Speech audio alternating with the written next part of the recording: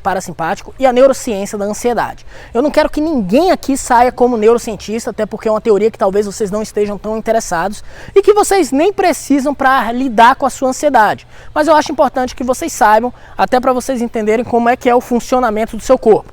Quando a gente fala em reações de ansiedade, sintomas de ansiedade, é óbvio que nós estamos falando do nosso sistema nervoso simpático, como eu já tinha comentado com vocês. A ativação do nosso sistema nervoso simpático vai ejetar um caminhão de noradrenalina na nossa corrente sanguínea, que vai atingir os receptores beta-adrenérgicos do nosso corpo, principalmente no coração, que vai ser responsável pelo bombeamento de sangue e por outros sintomas que acontecem durante a nossa resposta luta, fuga ou congela, que é a resposta que a gente já tinha conversado. E é claro que nós vamos utilizar as técnicas que vocês vão aprender nesse curso para ativar o sistema nervoso que vai ser antagonista ao sistema nervoso simpático, que é o sistema nervoso parasimpático. Para vocês decorarem isso, quando eu estava no ensino médio, fazia aquelas aulinhas de biologia, o meu professor falou o seguinte: normalmente o sistema nervoso parasimpático é antagonista ao simpático. Como é que vocês vão decorar isso? Sistema nervoso simpático é aquele que vai ativar a resposta de estresse, a resposta de ansiedade, que até vai ter uma resposta inflamatória junto com a resposta de estresse. Mas então o sistema nervoso vai dizer parasimpático. Exemplo bem bobo, né? Mas com esse exemplo eu tenho certeza que vocês vão ficar gravados na sua mente. O sistema nervoso parasimpático ele vai ser responsável por inibir o sistema simpático quando nós estivermos nessa resposta de ansiedade. Então as nossas técnicas elas vão servir para ativar essa resposta simpática e trazer ao nosso corpo relaxamento, tranquilidade, conforto e equilíbrio, que é a resposta que está relacionada sim com essa parte do nosso sistema nervoso autônomo, ou seja, sistema nervoso simpático. Parasimpático, perdão. Mais uma vez, sistema nervoso parasimpático. Para que fique claro para vocês, uma última vez, sistema nervoso parasimpático vai ser responsável. Tranquilidade, conforto, relaxamento, calma e principalmente antagonismo da ansiedade. Agora ficou claro, né? Ficou ainda mais uma vez? Então, sistema nervoso parasimpático. Agora sim, mas o mais importante dessa aula não é nem você saber se é o sistema nervoso simpático ou parasimpático, embora eu tenha frisado bastante para que vocês não confundam. O mais importante aqui é que vocês entendam as duas vias da ansiedade. Que vias são essas? Tem a via direta e a via indireta. Ambas as vias elas vão ser coordenadas por uma estrutura que nós conhecemos como amígdala. Não são essas amígdalas que vocês têm aqui na garganta. Inclusive, teve uma aula que eu estava dando sobre hipnose, eu fui falar da amígdala, e aí um aluno lá no final da sala chegou e falou: mas meu filho está tirando as amígdalas agora. Eu, não, calma, não é essas amígdalas que eu estou falando.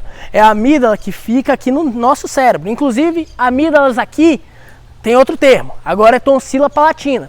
Bom, esse curso também é cultura. Então vamos lá. Ambas as vias da ansiedade, elas vão estar sendo coordenadas pela amígdala. A amígdala é uma estrutura responsável por grande parte das nossas emoções. Ansiedade, medo, nervosismo, ela é responsável também por reconhecer a expressão facial dos outros. A amígdala é uma estrutura fantástica. Sem a amígdala, provavelmente a gente não teria medo de nada. Inclusive, em pacientes lobotomizados ali no início do século, no início e meio do século, muitas das vezes eles acabavam tendo uma lesão na estrutura da amígdala e essa lesão deixava eles sem medo. Então, pacientes em estado terminal também, muitas vezes, eles rompiam a amígdala e faziam essa lobotomia com essa intenção para que os pacientes não tivessem mais medo de morrer. Embora hoje isso seja considerado extremamente antiético, o que eu acho que já deveria ser considerado há muito tempo, mas não era. Era considerado um avanço da medicina a lobotomia.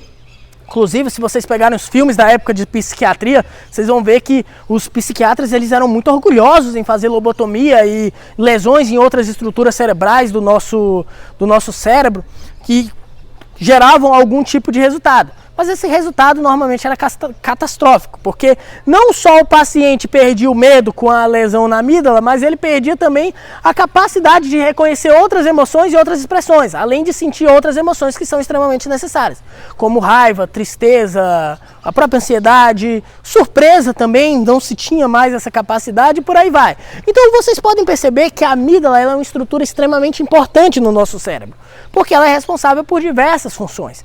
e também é responsável pela ansiedade. Só que como é que ela funciona? Ela funciona de duas formas. Ela funciona via direta, que vai ser o estímulo sensorial já vai ativar a amígdala, e a via indireta, que vai ser o estímulo sensorial, vai passar para o nosso córtex e do nosso córtex vai acionar a nossa amígdala. Mas como assim, Pedro? Digamos na primeira situação, tem uma criança, ela está com seu brinquedo de pelúcia favorito e ela está andando na rua. Quando de repente esse brinquedo cai da mão dela e um caminhão passa por cima. Então ela chora, ela fica desesperada, ela...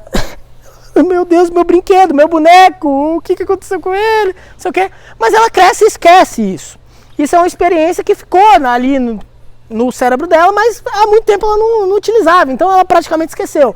Mas um belo dia, ela mais velha, andando na rua, passa um caminhão, ela sente alguma ansiedade, ela sente algum medo. Essa é a via direta, porque é a via que não passa por nenhuma outra estrutura. Ela vai do seu sistema sensorial para a amígdala. E por que ela existe? Ela existe porque quando você se depara com um leão, você sabe que o leão ele vai te fazer mal, ele pode te fazer mal. Então você já dispara essa via para não perder tempo e você sair correndo. Então essa é a via direta. A via indireta, por outro lado, ela também vai terminar na amígdala. Só que ela vai terminar na amígdala passando pelo córtex. Ou seja, o córtex, a função responsável pelos pensamentos, pelo processo de decisão, para ser mais específico, o córtex pré-frontal, que é essa região aqui. Mas que eu não quero que vocês foquem muito, porque não é a minha intenção ficar perdendo muito tempo com teoria aqui. Mas de qualquer forma, o estímulo sensorial vai vir, vai passar por esse córtex, desse córtex vai acionar a amígdala.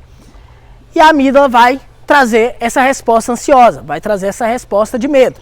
Então, por exemplo, o cachorro está latindo aqui, gente. Não sei se vocês estão escutando, mas já ele para. Bom, vamos lá. Então, por exemplo, o cachorro que acabou de latir é um bom exemplo. Eu estou andando na rua e de repente eu avisto um cachorro. Só que quando eu avisto esse cachorro, eu não tenho medo de cachorro, não naturalmente. Algumas pessoas têm, mas não naturalmente eu tenho medo. Mas quando eu avisto esse cachorro, eu começo a prestar atenção nele. E aí eu vejo que ele é muito grande, eu vejo que ele é forte, eu vejo o tamanho dos dentes dele, os dentes dele são enormes. E eu começo a ruminar isso na minha cabeça. E quando eu rumino isso na minha cabeça, o que vai acontecer comigo? Eu vou sentir medo. Porque o estímulo sensorial de ver o cachorro foi para o meu córtex processou a informação e quando ele processa a informação, ele manda para a amígdala. Então a amígdala vai sentir o medo. E eu quero que vocês entendam aqui nessa aula que o nosso cérebro, principalmente a amígdala, não faz distinção do que é real e do que é imaginário.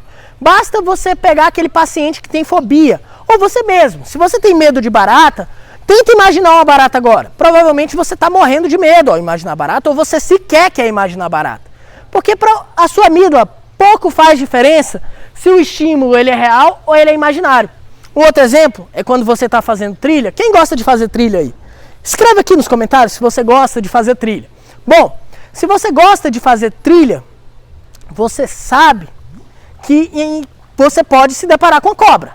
E o medo de cobra, gente, medo de cobra é quase que universal. Quase todo mundo tem medo de cobra, é claro. Cobra é um bicho que rasteja, tem veneno, pica, pode te machucar. Então você tem medo dela. Então você está andando nessa trilha, no meio ali da cachoeira, e de repente você avista uma cobra. Você dá um pulo na mesma hora. Só que quando você dá um pulo, você percebe que na verdade aquela cobra era um galho. Mas para sua amígdala não fez diferença se aquele galho ele era uma cobra ou era um galho. Porque o mais importante é te proteger. Então quando você fica criando vários pensamentos, você passa por essa via indireta da construção do medo e da ansiedade. Porque a sua amígdala não vai diferenciar se é real ou se é imaginário. Se eu tenho uma prova para fazer amanhã e eu estou imaginando que eu vou mal na prova, a minha amígdala ela já está produzindo o estresse e a ansiedade necessária para me proteger daquela prova. Porque ela sabe que aquele estímulo é perigoso. Independente se é real ou se é imaginário, porque para ela não tem diferença nenhuma.